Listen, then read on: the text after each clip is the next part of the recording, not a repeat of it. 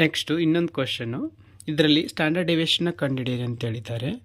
ಯಾವ ರೀತಿ ಕಂಡುಹಿಡಿಬೇಕು ನೋಡಿ.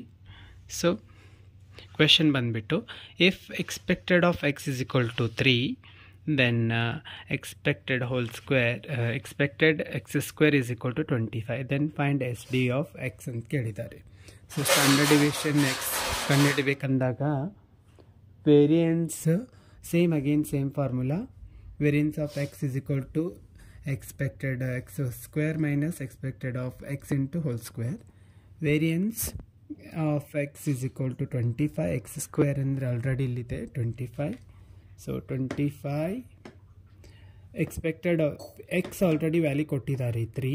So 3 just now ಏನು ಮಾಡಬೇಕು, ಸ್ಕ್ವೇರ್ ಮಾಡಬೇಕು. As according to the formula square ಮಾಡಬೇಕು. 25 minus 3 into square. 25 minus 3 square is 9. 25 minus 9, variance of expected is equal to 16.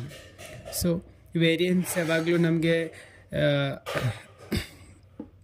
16 ಬಂದರೆ ನಾವು ಅದನ್ನೇನು ಮಾಡಬೇಕು, ಸ್ಟ್ಯಾಂಡರ್ಡ್ ಡಿವಿಯೇಷನ್ದಲ್ಲಿ ರೂಟಲ್ಲಿ ಕನ್ವರ್ಟ್ ಮಾಡ್ಕೋಬೇಕು. ಸೊ ನಿಮ್ಗೆ ಗೊತ್ತು, ವೇರಿಯನ್ಸ್ ಇದ್ದಾಗ ನಾವು ರೂಟಲ್ಲಿ ಕನ್ವರ್ಟ್ ಮಾಡ್ಕೊಂಡ್ರೆ ಅದು ಎಸ್ ಡಿ ಆಗುತ್ತೆ ಅಂತ. So that is nothing but S D of X is equal to root of 16. Will get the value of 4 is the answer. Thank you.